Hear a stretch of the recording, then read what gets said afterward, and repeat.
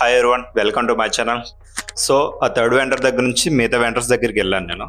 ఒక్కొక్కరు ఒక్కొక్క విధంగా చెప్తున్నారు. సార్ ఇది బయో వాష్డ్, సిలికాన్ వాష్డ్ అని చెప్పి ప్రతి దాని గురించి ఎక్స్ప్లెనేషన్ బాగా చేస్తున్నారు. మనకేమో టీ షర్ట్స్ గురించి తెలియకుండా వెళ్ళిపోయాం ముందు. ఇన్ని రకాలు ఉంటాయని మాత్రం అసలు ఎక్స్పెక్ట్ చేయలేదు. మనకు బయో వాష్డ్ అని చెప్పి సిలికాన్ వాష్డ్ అని చాలా ఉన్నాయి.